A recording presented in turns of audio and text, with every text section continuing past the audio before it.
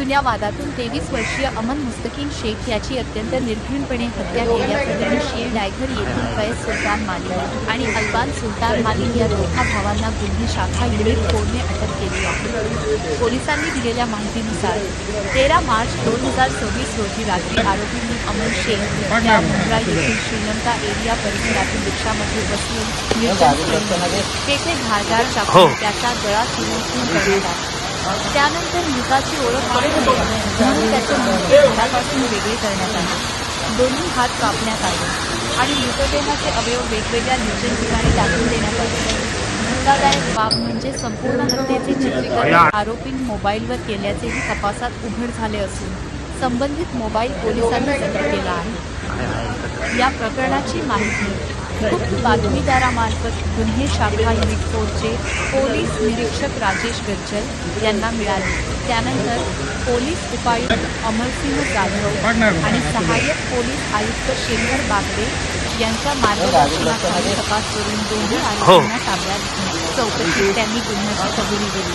दरम्यान अटक आरोपी फैज सुलतान मालिक याच्यावर यापूर्वीही एका अल्पवयीन मुलाच्या हत्येसह गंभीर स्वरूपाचे गुन्हे दाखल झाल्याची माहिती पोलिसांनी दिली असून या प्रकरणाचा पुढील तपास सुरू आहे। पोलीस स्टेशन मुंब्राच्या हद्दीमध्ये एक अननोन डेड बॉडी मिळाली होती जी कुजलेल्या अवस्थेमध्ये होती।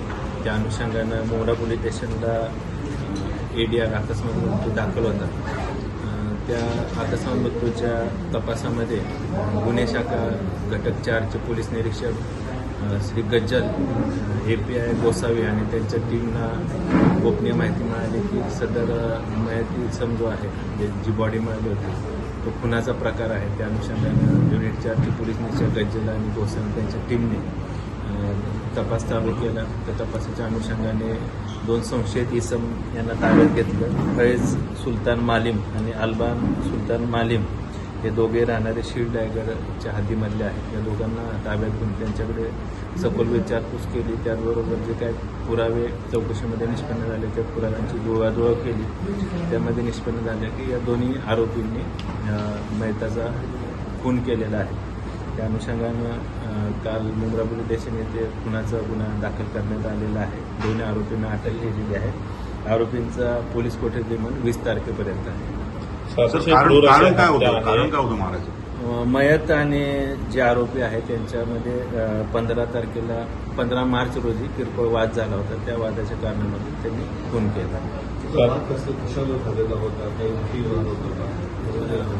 नाही, वाद त्यांचा किरकोळ झाला होता, परंतु यामध्ये विशेषत्वाने जो मयत इसम आहे अमन शेखवर यापूर्वी 2 मोटरसायकल चोरीचे गुन्हे दाखल आहेत। त्याचबरोबर आरोपी फैजान सुलतान मालिम याच्यावर देखील 2 गुन्हे दाखल आहेत। मुंब्रा पोलीस स्टेशन येथे खुनाचा पूर्वी गुन्हा दाखल आहे आणि त्याचबरोबर एक मारामारीचा गुन्हा देखील त्याच्यावर दाखल आहे। आरोपी हे भंडारलीला राहतात, माडाच्या कॉलनी आहेत, जवळजवळ तिथं माडाच्या बऱ्याच कॉलनी आहेत। सदर आरोपी भाड्याने राहतात। हे शीर डायगर पोलीस स्टेशनला कुठे माहिती आहे का, LOC आहे का?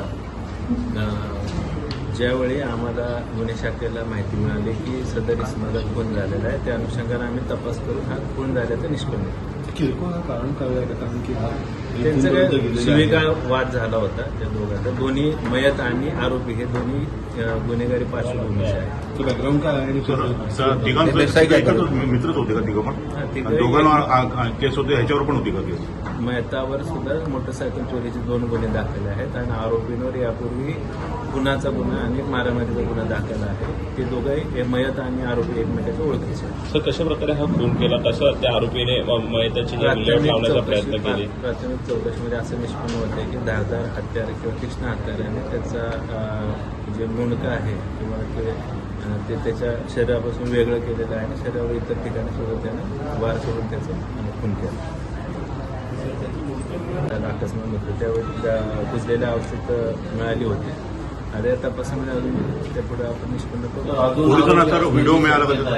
हे हत्या करताना त्यांनी व्हिडिओ पण काढला होता, तो व्हिडिओ मिळाला? तो तपासाचा भाग आहे, तो नंतर आपण तपासात मिळून इतर काही या 2 आरोपींना काही इतर लोकांनी किंवा इतर त्यांच्या सहकारी आरोपींनी मदत केल्याचं निष्पन्न होत आहे प्राथमिक चौकशीमध्ये। त्याबद्दल आम्ही अधिक पुरावा जमा करून आम्ही पुढील कारवाई करू। त्यांचा व्यवसाय काय होता? चोर आहे. भाव आहे. व्यवसाय काय होता त्यांचा? हे गुन्हेगारी पार्श्वभूमीचेच आहेत, मजुरी करत होते. ओके.